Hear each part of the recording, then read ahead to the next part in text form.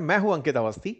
लोग इसमें इंटरेस्ट ले रहे हैं कि आने वाले समय में एक बड़ा काम होने जा रहा है, जैसे कभी एनएसई हुआ था, क्योंकि इसके साथ में प्रमोटर्स अच्छे से जुड़ करके काम कर रहे हैं, इन्वेस्टर्स अच्छे से जुड़कर काम कर रहे हैं।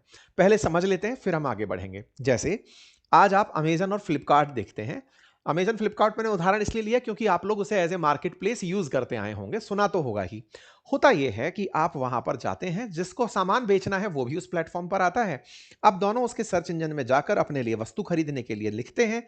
वो आपको सजेशन में सामान देता है, उसकी प्राइस देता है, आप ऑर्डर बुक करते हैं, आपके पास प्रोडक्ट चलकर आ जाता है। यानी बिजनेस को कस्टमर से जोड़ने के लिए एक प्लेटफॉर्म मार्केट प्लेस के रूप में बनकर आया हुआ है। बिल्कुल इसी तरह यदि आपको शेयर खरीदना हो या शेयर बेचना हो, इन दोनों ही स्थिति में, जैसे भारत के अंदर ओएलएक्स जैसी तमाम कंपनियां चलती हैं, जहां पर आप खरीद बेच कर पाते हैं कि आपको पुराना बेचना है, पुराना खरीदना है, उनके लिए एक प्लेटफॉर्म है। ऐसे ही शेयर को खरीदना है और बेचना है, इनके लिए आपके पास डीमैट अकाउंट होना चाहिए। अगर आपके पास डीमैट अकाउंट है और आप शेयर खरीदना और बेचना चाहते हैं, तो जिस जगह आप जाएंगे उसका नाम एनएसई या बीएसई है। अब आप डायरेक्ट एनएसई बीएसई पर जाने की जगह कई बार उन प्लेटफॉर्म्स का यूज करते हैं जो आपको एनएसई बीएसई सब एक ही जगह लगाकर दिखा देते हैं। तो अब ऐसे में बड़ा सवाल बनता है कि क्या भारत को वाकई में जरूरत थी क्या? हमारे दो स्टॉक एक्सचेंज कम पड़ रहे थे क्या? तीसरे स्टॉक एक्सचेंज की हमें तो जरूरत नहीं थी, इन्वेस्टर्स को जरूरत नहीं थी, ऐसा सोच रहे हैं। लेकिन क्या है, आइए मैं आपको बताता हूं दुनिया के अंदर कैसे कैसे स्टॉक एक्सचेंज काम करते हैं। अगर हम बात करें वर्ल्ड वाइड स्टॉक एक्सचेंज की, तो एमएससी की तरह, मतलब हमारे देश में एमसीएक्स मल्टी कमोडिटी एक्सचेंज भी चलता है, हमारे देश में इंडियन एनर्जी एक्सचेंज भी चलता है। मतलब केवल एनएससी और बीएससी ही हमारे स्टॉक एक्सचेंज नहीं है, इंडियन एनर्जी एक्सचेंज भी चलता है। हमारे देश के अंदर multi commodity exchange of India भी चलता है, जिसे एमसीएक्स कहते हैं। ऐसे ही दुनिया की अगर हम बात करते चलें, जैसे अमेरिका की, तो अमेरिका में नेस्डैक चलता है, अमेरिका में न्यूयॉर्क स्टॉक एक्सचेंज चलता है, अमेरिका के अंदर अमेरिकन स्टॉक एक्सचेंज चलता है, एमसीएक्स जिसे कहते हैं। तो ऐसे अमेरिका में भी दो से ज्यादा ट्रेडिंग प्लेटफॉर्म काम कर रहे हैं, यानी मतलब स्टॉक एक्सचेंज काम कर रहे हैं। ऐसे अगर हम चाइना की बात करें, तो यहां पर शेंजन स्टॉक एक्सचेंज चल रहा है, यहां पर शंघाई स्टॉक एक्सचेंज चल रहा है, यहां पर बीजिंग स्टॉक एक्सचेंज चल रहा है। तो जो बड़ी इकोनॉमीज हैं, वहां पर दो से ज्यादा स्टॉक एक्सचेंजेस काम कर रहे हैं। तो अगर इतने रिकॉग्नाइज्ड स्टॉक एक्सचेंज है, और आप चाहें तो और जापान का भी देख सकते हैं, यहां पे टोक्यो स्टॉक एक्सचेंज काम कर रहा है, नगोया स्टॉक एक्सचेंज काम कर रहा है, ओसाका स्टॉक एक्सचेंज काम कर रहा है। तो ये सारे के सारे प्रमाण हैं इस बात के कि जो हमसे बड़ी इकोनॉमीज हैं, उनके पास दो से ज्यादा स्टॉक एक्सचेंजेस हैं, ताकि लोगों को ज्यादा से ज्यादा लाया जा सके, स्टॉक्स की खरीद फरोख्त को आसान किया जा सके, मार्केट को मोर कॉम्पिटिटिव बनाया जा सके, मार्केट को ज्यादा इंसेंटिवाइज किया जा सके, लोगों को ट्रेड के लिए बुलाया जा सके। सर, कितने लोग कितना सामान यहां पर बेचने आते हैं? तो देखिए, देश की तमाम बड़ी कंपनियां इन दोनों प्लेटफॉर्म्स पर हैं। इन दोनों प्लेटफॉर्म्स की वजह से हमारे देश के अंदर बाजार जो इन पर ट्रेड हो रहा है, वो $5 ट्रिलियन का है।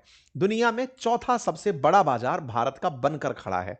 और हमारी जो टॉप कंपनियां इनके साथ ट्रेड कर रही हैं, हमारी बहुत सी कंपनियां ऐसी हैं, जैसे हमारे देश में अमेजन फ्लिपकार्ट पर दोनों, मतलब दोनों पर लगभग सेम से प्रोडक्ट मिल ही जाते हैं। बिल्कुल वैसे ही हमारे देश की इन दोनों प्लेटफॉर्म्स पर देश की बड़ी कंपनियां दोनों तरफ से शेयर खरीदे बेचे जा सकते हैं। रिलायंस इंडस्ट्रीज, एचडीएफसी, भारतीय, टीसीएस जैसी बड़ी कंपनियां दोनों जगह पर हैं। ठीक है। अच्छा, इस वजह से दोनों ही प्लेटफॉर्म्स पर वॉल्यूम बना रहता है।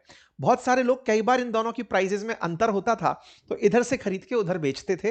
वो खैर आज का चर्चा फिलहाल नहीं है। आगे बढ़ते हैं।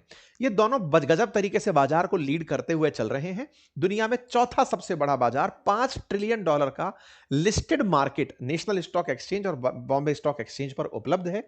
ये आपके सामने दुनिया के टॉप बाजारों की लिस्ट है।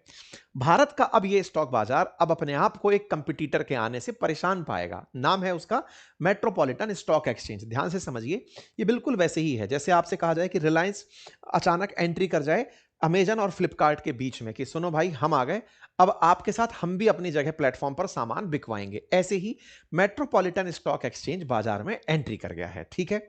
इसलिए यह खबर बड़ी खबर बनी है। आप पूछेंगे कि जब इसमें इतने सारे, भाई जीरोधा और ग्रो जैसी अगर ब्रोकिंग फर्म्स आकर के बेचान करने आएंगी, लोगों को लेकर के यहां आएंगी, तो इसका मतलब वॉल्यूम भी यहां दिखने लगेगा। हर स्टॉक एक्सचेंज चाहता यही तो है कि केवल शेयर बेचने वाले ना खड़े हों, खरीदने वाले भी खड़े हों। तो खरीदने वाले हों, बेचने वाले हों, उन सबको लाने के लिए इंसेंटिवाइज करना पड़ेगा। तो चूंकि देश में ग्रो और जीरोधा काफी अच्छा परफॉर्म कर रहे हैं, उनके पास बड़ी मात्रा में लोग अकाउंट ओपन करके बैठे हैं और वहां से ट्रेड कर रहे हैं, उनको अगर अब वहीं पर लिस्ट में एमएससी भी दिखने लगेगा, वहां पर कम प्राइजेस में स्टॉक दिखने लगेगा, तो वॉल्यूम ऑटोमेटिक शिफ्ट होने लगेगा। वॉल्यूम का खेल क्या है? एनएसई बीएसई सेम प्राइस पर माल बेच रहे हैं, एक तीसरा नया कॉम्पिटिटर आता है, प्रिडेटरी प्राइसिंग ले आता है, कहता है कि मैं तो मेरा कमीशन ही नहीं लूंगा, आपको फलाना शेयर इस जगह इतने में मिल रहा है, आप मेरे पास से लोगे, इतना परसेंटेज बेनिफिट पर मिलेगा, आप टक से दूसरी तरफ भागने लगेंगे। तो आपके बाजार में, मतलब आपको बाजार में उतारने के लिए जो आ रही जनता है उसको प्लेटफॉर्म लेकर आ रहा है, प्लेटफॉर्म अपने ऊपर एमएससी को लिस्ट कर रहा है और एमएससी में वो माल बिकता हुआ दिख रहा है, तो वॉल्यूम ऑटोमेटिक शिफ्ट होने लगेगी, और वॉल्यूम शिफ्ट होने लगेगी तो एमएससी का प्लेटफॉर्म बड़ा बनने लगेगा। अभी की स्थिति यह है कि एनएससी खुद बीएसई से बहुत आगे चलता है। ऐसे में अभी के लिए चैलेंज एमएससी के लिए अपने प्लेटफॉर्म पर लोगों को लेकर आना है। लोगों को लेकर लाने के लिए इन्होंने पहले भी प्रयास किए थे लिक्विडिटी एनहांसमेंट स्कीम के माध्यम से वर्ष 2013 में, लेकिन वो उस समय सरवाइव नहीं कर पाए। क्यों? उस समय इंटरनेट का जमाना नहीं था। 2013 के बाद में जिस तरह से देश में डिजिटल क्रांति हुई, बड़ी संख्या में डीमैट अकाउंट खुले, ट्रेडिंग प्लेटफॉर्म, ब्रोकरेज फर्म्स ये बड़ी तरीके से बढ़ने लगे। हमारे पिछले 10 साल में जिस तरह से डीमैट अकाउंट की संख्या बढ़ी है, लोग ट्रेड्स में इन्वॉल्व हुए हैं, तो उस समय पर मार्केट मेकर्स जैसे कि ब्रोकिंग फर्म्स या फिर बैंक ने एमएससी को ज्यादा अच्छा रेस्पॉन्स नहीं दिया था, यानी इन्हें कोई फायदा नहीं हुआ था अवेयरनेस की कमी के चलते। लेकिन अब क्या हो रहा है? अब चूंकि इन्हें इंटरनेट की युग का पता है, ब्रोकरेज फर्म्स के पास में करोड़ों लोग जुड़े हुए हैं, ऐसे में अगर वही ब्रोकरेज फर्म अपने पास में ला करके लोगों को ट्रेड कराने के लिए उपलब्ध करवाएंगी, तो ऐसे में इस प्लेटफॉर्म पर आने वाले समय में वॉल्यूम बढ़ता चला जाएगा। इससे होगा ये कि आने वाले समय में लोगों के पास स्टॉक परचेज करने के लिए एक और प्लेटफॉर्म भी उपलब्ध हो जाएगा। मुझे क्या मतलब है सर? अरे सर, आपको स्टॉक खरीदने में दिक्कतें क्या हो सकती हैं? अगर ये प्लेटफॉर्म उन्हें रिजॉल्व करता चला गया तो हो सकता है, जैसे बॉम्बे स्टॉक एक्सचेंज काफी सालों से था, दुनिया के सबसे पुरानों में से एक माना जाता है, उसके बावजूद 1996 के अराउंड नेशनल स्टॉक एक्सचेंज आया, पूरा वॉल्यूम खींचकर ले गया।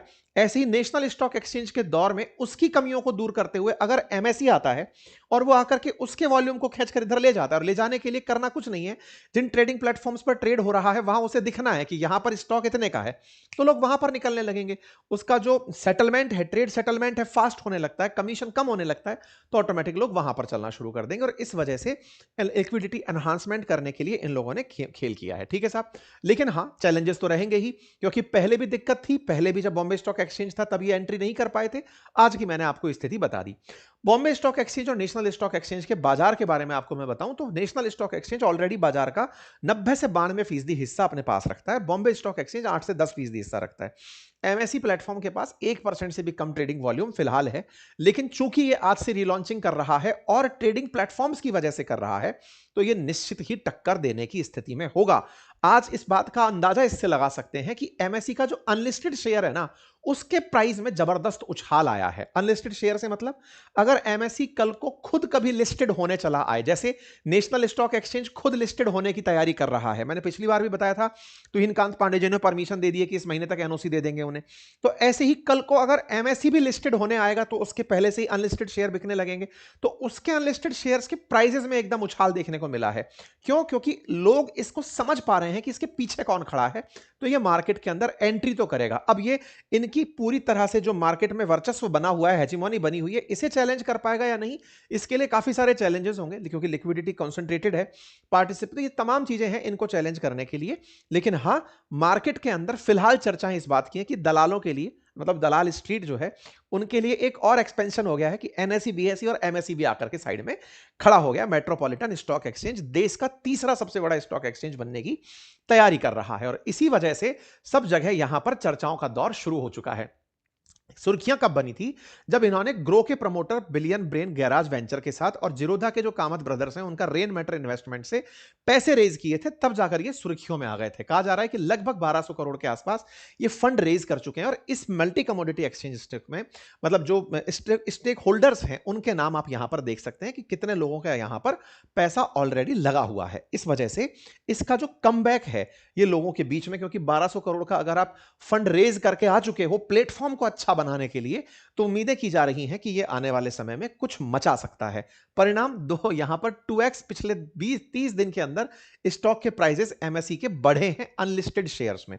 अगर आप भी चेक करना चाहें तो मैंने आपके सामने एक लिंक कमेंट बॉक्स में पिन किया है इनक्रेड मनी का, वहां जाकर आप देख सकते हैं ₹7 का शेयर यहां पर टॉप गेनर के अंदर आपको दिखाई दे रहा है और इसने पिछले एक महीने में 89% का रिटर्न दिया है अनलिस्टेड शेयर में। आप यहां पर अगर इसे ट्रैक करेंगे तो आप इस आंकड़े को देख पाएंगे। आप यहां पर देख सकते हैं ₹7 का फिलहाल जो ये शेयर दिखाई दे रहा है, ये इतना तेजी से ग्रो करता जा रहा है। मार्केट कैप एमएसई का खुद का 7700 करोड़ रुपए का बन चुका है, क्योंकि अल्टीमेटली बाजार से उम्मीदें की जा रही हैं कि ये आएगा तो कुछ कर जाएगा। ठीक है, बाजार इसकी, और आप जाकर के प्रॉपर इस प्लेटफॉर्म पर इसकी सारी स्ट्रेंथ और वीकनेसेस भी पढ़ सकते हैं। बोर्ड ऑफ डायरेक्टर्स में कौन है, सीनियर मैनेजमेंट में कौन है, आप उन्हें देख सकते हैं। मैंने लिंक कमेंट बॉक्स में पिन कर दिया है, क्योंकि अल्टीमेटली कुल मिलाकर के भारत के अंदर आज एक बड़ी न्यूज है और ये बड़ी न्यूज आने वाले समय में काफी इंपैक्ट क्रिएटिंग हो सकती है। बाकी मैंने जिस प्लेटफॉर्म को आपके साथ लिंक में पिन किया है, आप उसे जाकर देख सकते हैं। अपनी प्रॉपर रिसर्च करें और जैसा आपको उचित लगे अपना निवेश का निर्णय लें। धन्यवाद।